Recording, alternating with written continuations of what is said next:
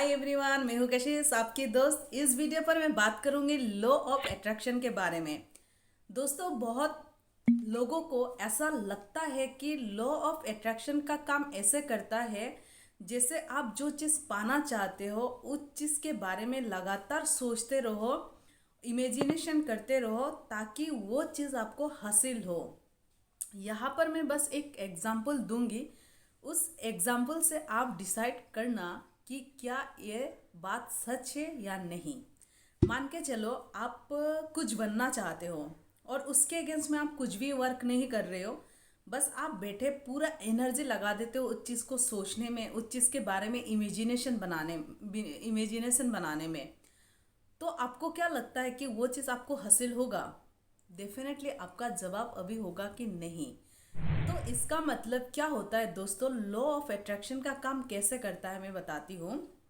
जैसे आप कुछ भी पाना चाहते हो या फिर कुछ बनना चाहते हो, तो आपका ये जो लॉ ऑफ अट्रैक्शन किस रूल से हेल्प करता है मैं बताती हूँ। यानी कि आप उस चीज़ के बारे में अगर सोचते रहते हो लगातार, तो क्या होता है, आपका जो फोकस है उस चीज़ पे बना रहता है। और जब उस चीज़ पे आपकी फोकस बनेगी तो आपकी ये जो माइंड है वो एक इमेजिनेशन क्रिएट कर लेता है, और उस इमेजिनेशन पे ये जो माइंड है वो बिलीव करने लगता है। और बिलीव करने की वजह से क्या होता है, आपके जो सोच है वो बिलीव पर कन्वर्ट होता है, और बिलीव से जब कन्वर्ट होती है तो आपकी कॉन्फिडेंट लेवल जो होती है वहाँ से जनरेट होती है। और जैसे ही कॉन्फिडेंट लेवल जनरेट होती है, कॉन्फिडेंस से आपकी एनर्जी जनरेट होती है।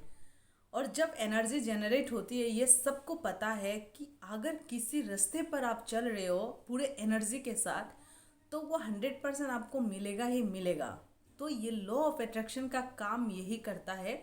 यानी कि उस चीज़ के बारे में आप सोच रहे हो, जैसे कि आप अगर अपने आप को एक भिखारी की तरह महसूस करने लगते हो, तो आपकी लाइफस्टाइल कैसी होगी? अमीरों जैसा होगी या वो उस भिखारी के जैसा होगा?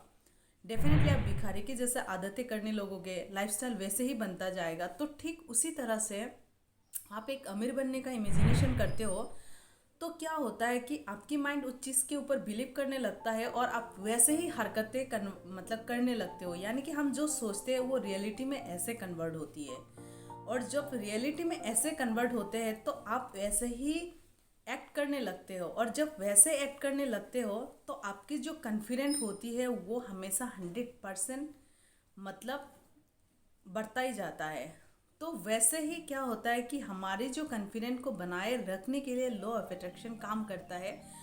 यानी कि उस चीज़ के बारे में सोचो, और आपकी जो माइंड है उस चीज़ के ऊपर बिलीव पैदा करती है, और उस बिलीव से आपकी कॉन्फिडेंट पैदा होता है, और उस कॉन्फिडेंस से आपको एनर्जी मिलती है उस लेवल तक पहुंचने के लिए। और जब आपकी जो एनर्जी है पूरी उस चीज़ पर लग जाता है, तो ये जो ब्रह्मांड में एक एनर्जी है और वो एनर्जी आपकी एनर्जी के साथ रिफ्लेक्ट होती है, तब जाकर आप 100% सक्सेस हो जाते हो। यानी कि लॉ ऑफ अट्रैक्शन का काम यही करता है। ऐसा नहीं है कि आप बस उस चीज़ के बारे में सोचते रहो और वो चीज़ आपको मिल जाए, ऐसा कभी नहीं हो सकता। यानी कि कुल मिला के देखा जाए तो आपको अगर कुछ भी रिजल्ट हासिल करना हो तो उसके अगेंस्ट में सही वर्क का होना बहुत ज़रूरी है। और सही वर्क होगा तभी आपको रिजल्ट मिलेगा, अदरवाइज कोई चमत्कार नहीं हो सकता बिना किसी वर्क का।